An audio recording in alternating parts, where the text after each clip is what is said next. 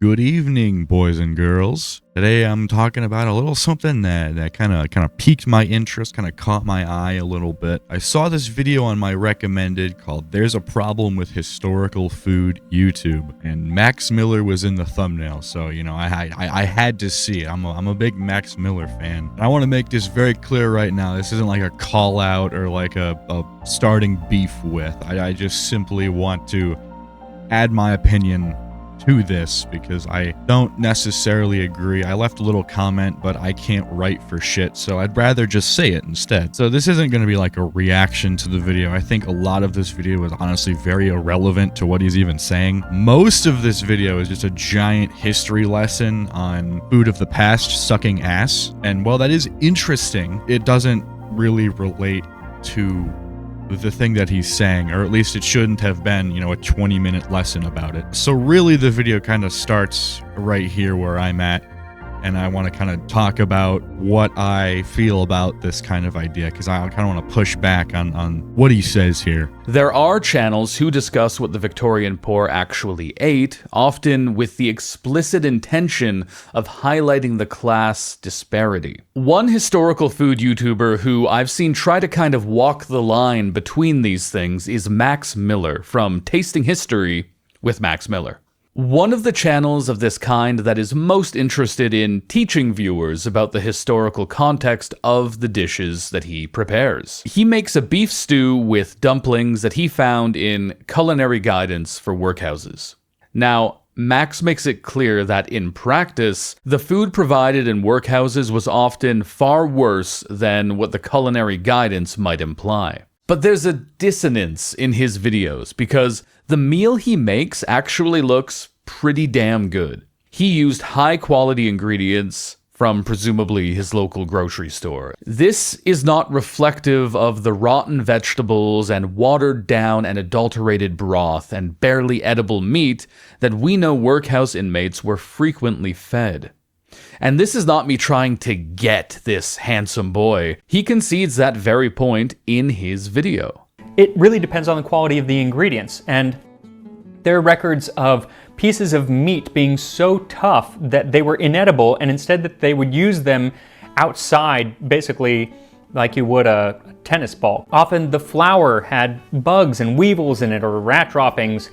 It could be, you know, semi-rotten vegetables. A lot of times they would have a lot more water in it, so it wouldn't be really thick. It would just be watery and you're barely getting anything. Even knowing that he was misrepresenting or maybe just giving an unreasonably generous presentation of workhouse food, Max had to choose between accuracy and the aesthetic. Okay, so here's where I truly disagree, and I hate to have to play such a giant chunk. I'll try and cut it up or something to not have to just play his fucking video just the entire time, because that's not right. But I want to give you the full context, and you know, I want you to see it for yourself and not, you know, have me accidentally misrepresent him or something. But I really disagree with the notion of accuracy or aesthetic. This mainly applies to Max, but this can apply to literally anyone who's ever done historical cooking. I think aesthetic does play a bit of a role, but there's a lot more to it. When people make these videos,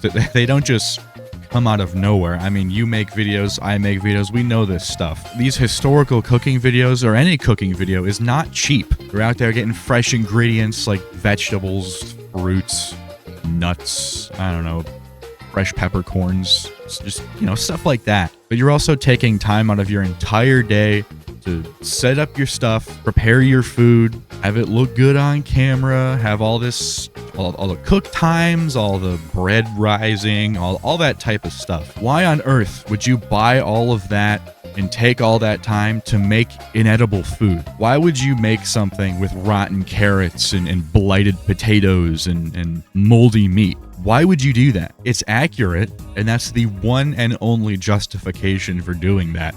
It is a waste of food.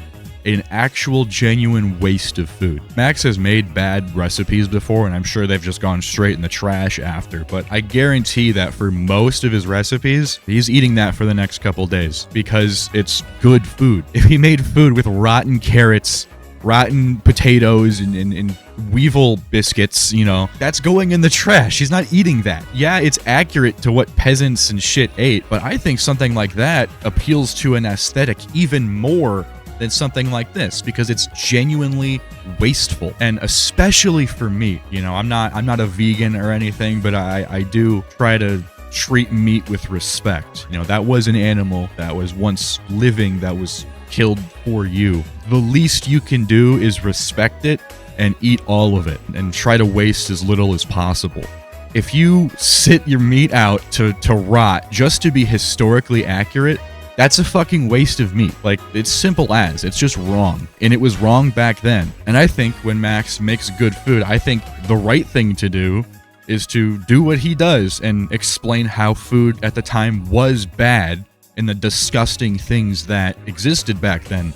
You don't have to throw a little pile of weevils into your dough and then make it completely inedible. You can just make good bread and say descriptively, well, you know, back then this bread used to be hard as a goddamn rock, full of weevils in it. That wasn't that nasty. And anyone with an imagination can be like, wow, yep, that's gross. I can think of that. And you can still have that idea, and that can still be true history that people pick up on without literally presenting them a green loaf of weevil bread.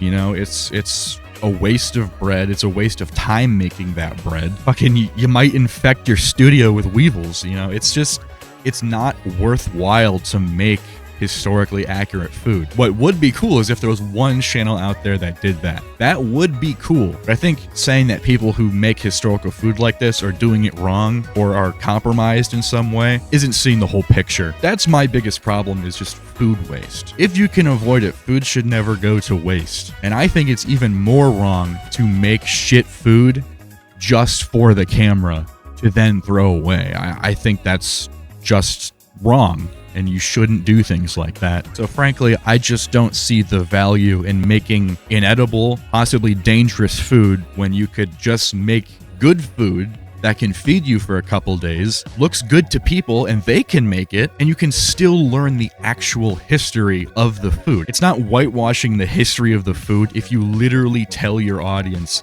yeah, food at the time did not look this good.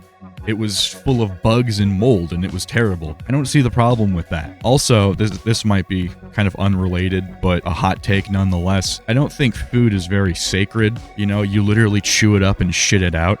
It's delicious. It's great. I'm a fat piece of shit. But it's not this, like, sacred art that you can't adjust or touch in any way or experiment with or have fun with. And in this, he kind of also, I don't know if he really does have a problem with it, but he presents that people having fun with historical food is like not the right way to do it, and I think that's wrong. All of those people are dead now. They can't be offended that you're changing their food, and it's your fucking food that you bought. You can do whatever the hell you want with it. Again, I think the most important part is the history and teaching the history. But yeah, I think that's really all I had to say about this video. I just wanted to push back against the idea that if you don't cook rotten meat into your stew and water it down, then it's not proper history. I think that's incredibly silly, and it's not looking at the full picture of making food, because it takes time and it takes effort. Why would you put in that effort, time, and money to make something that you can't eat? It doesn't make sense. Yeah, fuck food waste, fuck factory farming, and fuck capitalism. I think that's pretty much all I had to say, so see ya.